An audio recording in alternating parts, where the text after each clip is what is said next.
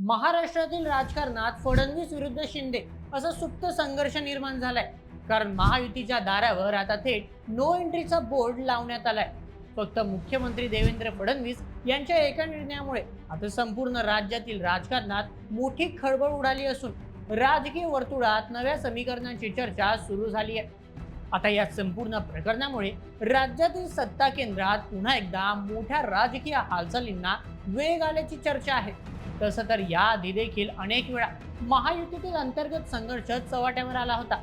मात्र यावेळी थेट दोन्ही पक्षातील प्रमुख नेतेच एकमेकांना आवाहन देत आहेत. सोबतच भाजपने घेतलेली ही भूमिका सध्या मोठ्या राजकीय संदेश देताना दिसते. मग हा संदेश नेमका आहे तरी काय? या नवीन निर्णयामुळे शिंदे फडणवीस यांच्यातील राजकीय समीकरण बिघडू शकते का? आणि यामुळे महायुतीचा विस्तार थांबणार का? तर चला, सध्या संपूर्ण महाराष्ट्रभरात चर्चेचा विषय ठरलेल्या या निर्णयामागचे संपूर्ण राजकीय गणित अगदी सविस्तर पद्धतीने जाणून घेऊयात आजच्या व्हिडिओमध्ये. आजच्या बातमीचे लेखक आहे मेहुल मराठे. तर मित्रांनो, सध्या महाराष्ट्रातील राजकारणात जे काही घडते त्याचा अंदाज लावणे आज मोठ्या मोठ्या राजकीय तज्ज्ञांना देखील कठीण झाले आहे. कारण कोणता नेता कधी कोणत्या राजकीय पक्षात जाऊन बसेल याचा काहीच भरोसा नाही. गेल्या काही दिवसांपासून अशा काही राजकीय घटना समोर आल्या आहेत ज्यामुळे राज्यातील राजकारणात गेल्या काळात मोठी उलथापालथ होण्याची शक्यता आहे. आता नुकतंच काही दिवसांपूर्वी शिंदे गटाकडून ऑपरेशन टायगर राबवले गेले. सचिन अहिर यांसारख्या दिग्गज नेते देखील शिंदे गटात आले.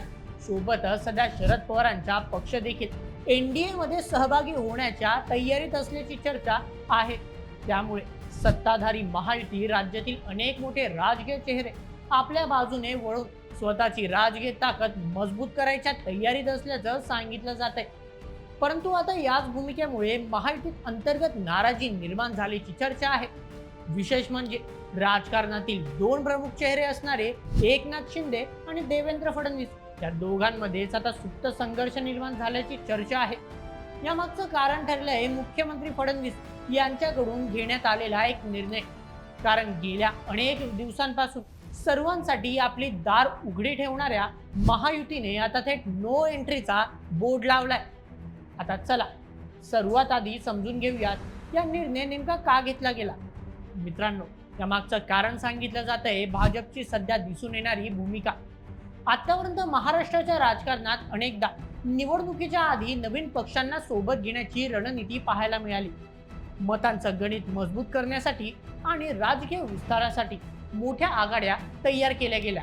मात्र आता भाजपकडून महायुतीचा विस्तार करत असताना अधिक सावध भूमिका घेतली जात असल्याचे चित्र आहे. याचा सरळ अर्थ असा की आता कोणताही पक्ष किंवा राजकीय फायद्यासाठी महायुतीमध्ये येणार नाही, तर पक्षाची विचारधारा, संघटनात्मक शिस्त आणि महायुतीच्या धोरणांची जुळवून घेणं महत्त्वाचं असेल असा संदेश दिला जात असल्याचं बोललं जात आहे. आणि भाजपच्या याच भूमिकेमुळे आता राजकारणात अनेक प्रश्न उपस्थित झाले आहेत. कारण महायुती ही गेल्या काही वर्षात मोठ्या राजकीय बदलांमधून तयार झालेली आघाडी आहे. 2022 मध्ये शिवसेनेतील फुटीनंतर एकनाथ शिंदे यांचा गट भाजपसोबत आला आणि राज्यातील सत्ता बदल झाला. त्यानंतर राष्ट्रवादी काँग्रेसमधील फुटीनंतर अजित पवार गट ही महायुतीचा भाग बनला.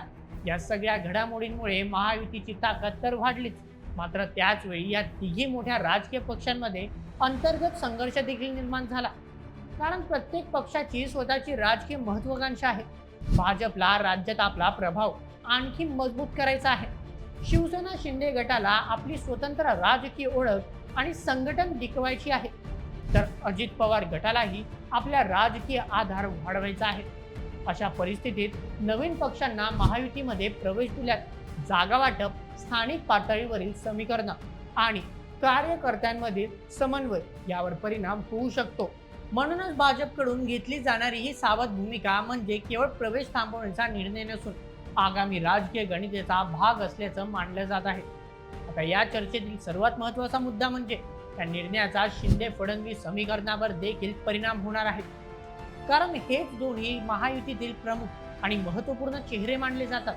तसं पाहायला गेलं तर या दोन्ही नेत्यांनी अनेक वेळा विविध राजकीय परिस्थितीमध्ये एकत्र काम केलं आहे.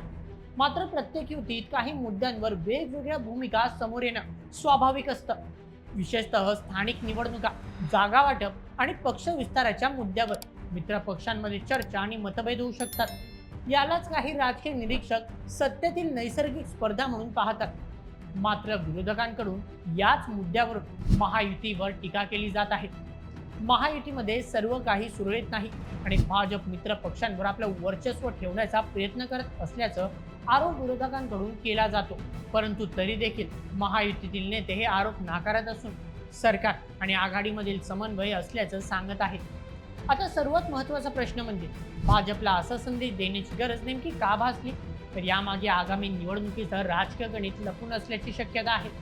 कारण राजकारणात फक्त पक्षाची संख्या वाढवणं महत्त्वाचं नसतं, तर योग्य वेळी योग्य राजकीय निर्णय घेणं देखील तितकंच महत्त्वाचं आहे। म्हणूनच महायुतीच्या दारावर लागलेल्या नो एंट्री बोर्डच्या चर्चेमागे केवळ नवीन पक्षांना प्रवेशाचा मुद्दा नाही, तर भाजपचा मोठा मास्टर प्लॅन लपलाय। याच सगळ्या घडामोडींमध्ये आणखी एक महत्त्वाचा मुद्दा म्हणजे राष्ट्रवादी काँग्रेस शरदचंद्र पवार पक्षाबाबत सुरू असलेल्या राजकीय चर्चा। परंतु आता भाजपकडून घेण्यात आलेल्या या नवीन भूमिकेमुळे शरद पवारांच्या पक्षाला महायुतीमध्ये एंट्री मिळते की नाही हे पाहणे देखील तितकेच महत्त्वाचे ठरेल। तर मित्रांनो, या संपूर्ण प्रकरणावर तुम्हाला काय वाटतं?